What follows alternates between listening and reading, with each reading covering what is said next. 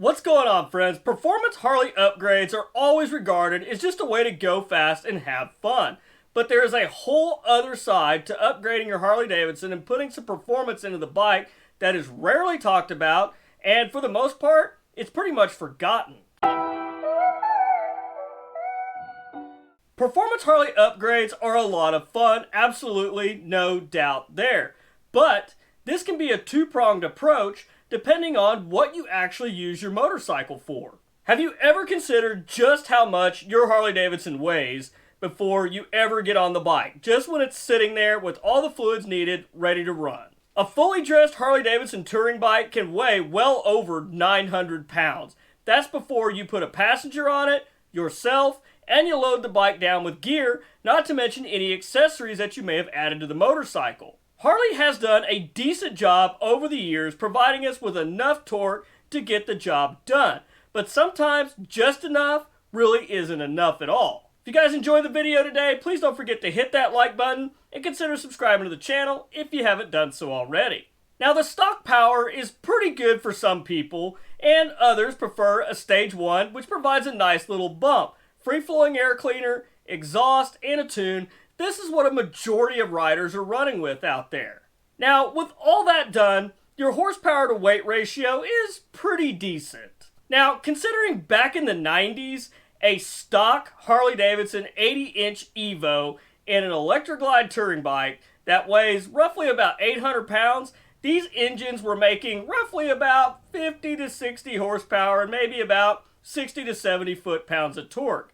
Now, 50 horsepower, that's roughly what a modern fuel-injected Sportster 883 is putting out, but the difference is that 883 only weighs about 550 pounds. Now, back in the 90s, that was pretty good horsepower and torque and made for a decent horsepower to weight ratio at the time.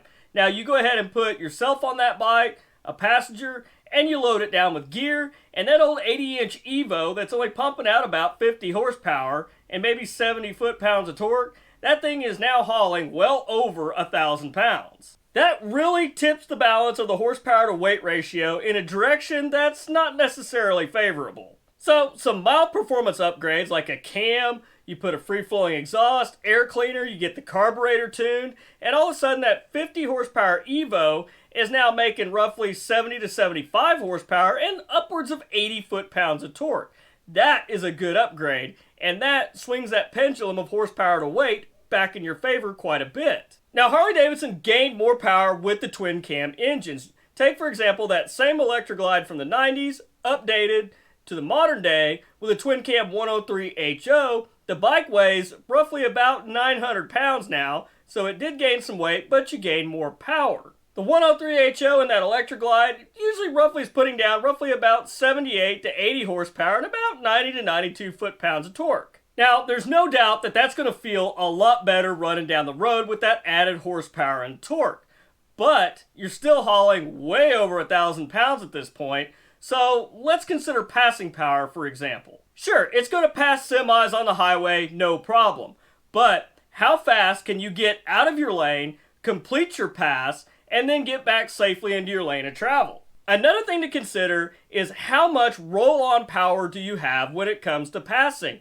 Maybe do you even have to downshift to get into a lower gear to raise the RPMs to be able to complete that pass safely? Performance Harley upgrades can literally be a matter of safety in some cases, because the faster you come out of your lane, you get into the passing lane, and you roll around that semi, that is just that much less time you're spending next to that big truck, which in my mind, less time next to that truck, that reduces the chance of you catching a piece of tire from a blowout, for example. Having a little extra power in your Harley can also get you out of some sticky situations and keep you from getting run over by cars. You know, the cars that aren't really watching for other cars, let alone motorcycles. Let's take getting on the interstate, for example. You're on your Harley, you're loaded down, running well over 1,000 pounds.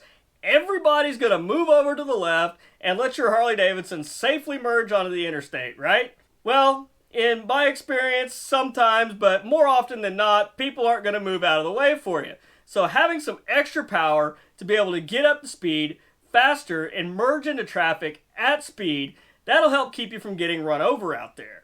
Because we all know on a motorcycle, whether you have the right of way, you're in the right, good, bad, right, wrong, or indifferent, when it comes to motorcycle versus car, we still lose. Having the extra power that a little bit of performance upgrades is going to provide will really help you out with those short interstate on-ramps where you don't necessarily have a quarter of a mile to get up to speed to merge into traffic. For our friends that ride the Harley-Davidson Trikes like the Tri-Glide or the Freewheeler, these things are heavy, and nobody understands horsepower to weight ratio than somebody who actually rides a trike. The Trikes, when they first came out, they originally came with the twin cam 103 HO, and then later with the introduction of the Milwaukee 8, they came with the Milwaukee 8 107, and now they come standard with the 114 Milwaukee 8, which is something that they desperately needed for years. Now, even with the Freewheeler Trike, you're already sitting at 1,100 pounds. And then if you ride the Tri-Glide, you're sitting at well over 1,300 pounds.